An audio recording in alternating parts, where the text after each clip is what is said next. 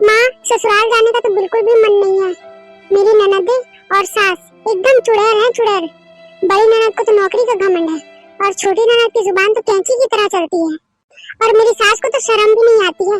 इकलौते बेटे बहू को छोड़कर अपनी बेटियों के साथ अकेले रह रही है। बेटा, किस्मत में जो होना होगा वो तो होकर ही रहेगा। ये सब छोड़ और अपने ससुराल जा। यूं कब तक मायके में बैठे रहेगी? एक ना एक दिन तो तुझे जाना ही होगा। अब जा और जाकर अपना घर संभाल। माँ, मेरी तो किस्मत ही फूट गई है। आपने कैसे घर में शादी कर दी है मेरी? बेटा, मैंने नहीं की तेरी शादी, तू ही मरे जा रही थी दामाद जी से शादी करने के लिए। तुझे उनके घर वाले और उनके घर के बारे में सब पता था ना, फिर भी तुझे उसी घर में जाना था। अब क्या हुआ? तूने खुद ही खुदकुशी की है, अब भुगत। माँ, कम से कम तुम तो ये सब मत बोलो। बेटी, उस समय मैंने तुझे बहुत समझाया था कि पीने खाने वाले लोग हैं, तू वहाँ अच्छे से नहीं रह पाएगी। ऊपर से दामाद जी भी उतने समझदार नहीं है, वो तो खुद अपने लिए कमाते हैं और पी खा कर उड़ा देते हैं। रही बात तेरी ननदों की, तुझे तो पहले से ही पता था कि तेरी एक बड़ी ननद है, कम से कम उसकी शादी तो होने देते। लेकिन नहीं, तुम दोनों को तो बहुत जल्दी थी ना, हड़बड़ा रहे थे तुम दोनों भागने के लिए। अब भुगतो। अब माँ माँ करना बंद कर और अपने घर जा, अब कुछ नहीं हो सकता। माँ, क्या मैं और गुड़िया कुछ दिन और नहीं रुक सकते? बेटी, पिछले 2 साल से तू यही रुकी हुई है। अब वक्त आ गया है तो अपने घर जा और अपना घर संभाल। वैसे भी अब तेरी एक बच्ची है, उसके लिए तो जा कम से कम। उसके भविष्य के बारे में तो सोच। यही रहेगी तो उसका भविष्य खराब हो जाएगा। कम से कम वहाँ रहेगी तो उसका भविष्य बनता जाएगा। अब ज्यादा सोच मत और जा। अब चलो तमन्ना, और कितना बात करोगी? इतने सालों से तो बात कर ही रही थी, तब नहीं बन रहा था क्या? घर पर सब इंतजार कर रहे हैं। हाँ, तुम्हारे उस झोपड़ी में तो राजा महाराजा विराजमान है ना। मुश्किल से 2 कमरों का घर है, ऊपर से उसमें भी हम अलग अलग रहते हैं, वो भी तुम्हारी बड़ी बहन की वजह से। अरे भाई, कब करवाओगे उसकी शादी? अरे, घर में ही बूढ़ी होगी क्या? न शादी कर रही है और न ही शादी के बारे में सोचती है। अरे, कसम खा रखी है तुम्हारी बहनों ने घर में ही पड़े रहने की। अरे, तुम्हारी दीदी की उम्र में हमारा 3 साल का बच्चा है। अगर उनकी भी शादी हो गई होती तो उनकी भी एक औलाद होती। बाहर गुलछर्रे उड़ाने से फुर्सत मिले तब तो शादी करे महारानी। वैसे भी तुम्हारी बहनों के कारनामे ही ऐसे हैं कि उनसे कोई शादी ही नहीं करना चाहता। तमन्ना, तुम्हारा तो शादी हो गया ना, बच्चा भी है तुम्हारा 3 साल का, तो उसके साथ खुश रहो, वो लोग अपना देख लेंगे। वैसे भी हमें उनसे कोई मतलब नहीं होना चाहिए। अरे, दीदी शादी करे या ना करे, हमें उससे क्या मतलब?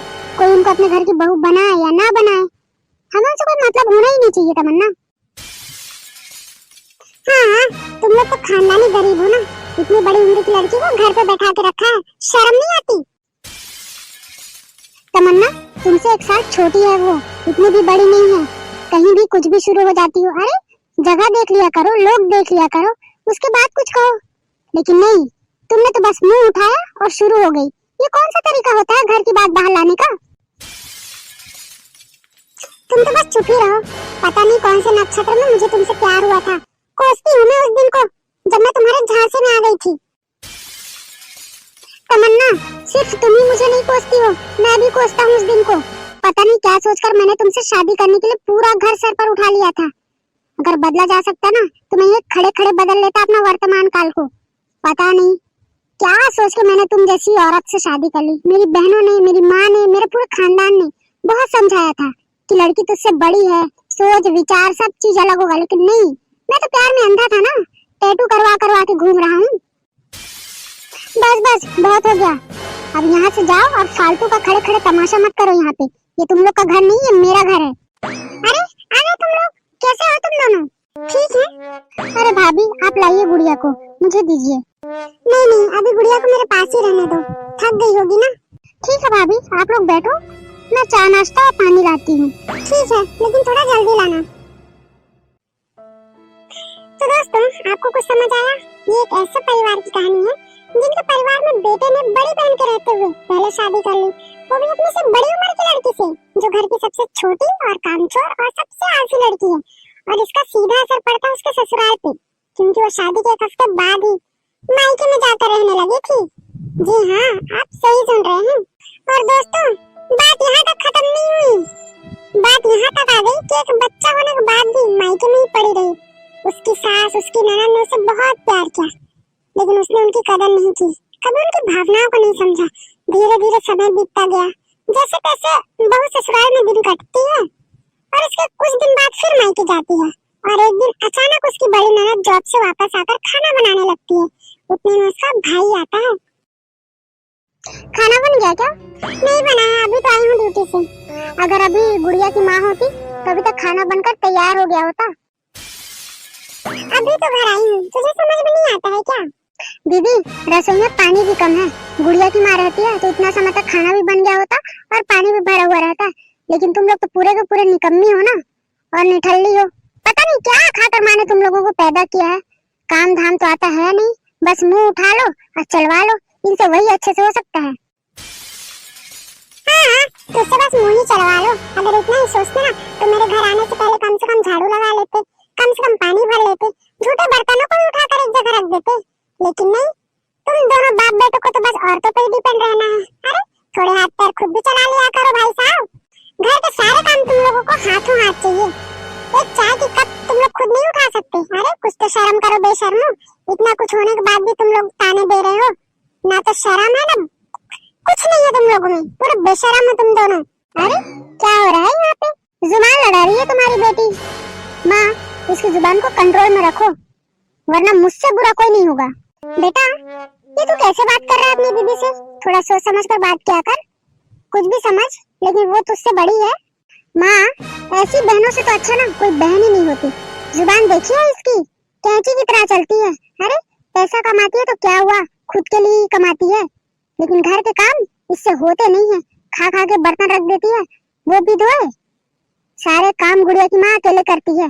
अच्छा तुझे वो सब बड़ा दिखाई देता है? सुबह सुबह उठकर अपना टिफिन खुद बनाती हूँ, दिन भर काम करती हूँ, थक हार कर घर आती हूँ। अगर उसमें भी आकर मैं आराम नहीं करूंगी तो कब करूंगी आराम? देख भाई, अगर तेरी बीवी घर में है तो उसे तो ये सारे काम करने ही पड़ेंगे। झाड़ू बर्तन पोछा इतना ही तो करना है। अगर तेरी बीवी को इतना ही काम करने में दिक्कत हो रहा है तो बोल दे कि कोई काम मत करे। भाई जरूरत ही क्या है इतना काम करने की? माँ देख रही हो इसकी जुबान कैसे चल रही है, इसलिए ये लड़की मुझे पसंद नहीं है।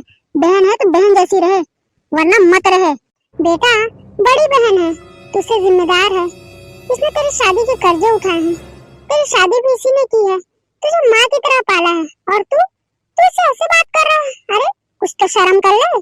माँ आपकी इतनी हिम्मत कि आप मुझसे जुबान लड़ा रही हैं? अरे कम से कम एक बार मेरी तरफ से भी बोलकर तो देखिए। लेकिन नहीं, आपको तो बस बेटियां ही प्यारी हैं, बेटा नहीं। बेटा इसमें बेटा बेटी में फर्क क्या? मुझे तो तुम दोनों ही प्यारे हो। इज्जत तूने भी ली, इज्जत इन्होंने भी ली, आशिकी तूने भी की, आशिकी इन दोनों ने भी की। बस फर्क इतना है तूने शादी कर ली और मेरी बेटी अकेली रह गई। अरे मेरी बड़ी बेटी ने लड़कों की तरह इस घर की जिम्मेदारी उठाई है और तूने शादी करके परिवार तोड़ दिया। अरे बात बस इतनी सी है, बहुएं घर संभालने के लिए होती हैं, ना कि घर तोड़ने के लिए और ना कान भरने के लिए। बेटा दिन भर तो घर में तुम तीनों ही रहते हो, हम सब तो बाहर रहते हैं। इसमें बहू ने जो भी बर्तन धोए होंगे सुबह के धोए होंगे, बाकी तो तुम लोग के ही होंगे ना। बेटा सालों से तुझे बहनों से कोई शिकायत नहीं थी, लेकिन जैसे ही शादी हुई सारी कमियां दिखने लग गई। अरे अब तो समझ जा, क्यों मेरी बेटियों को कोसते रहते हो तुम लोग? पाल रहे हो क्या मेरी बेटियों को?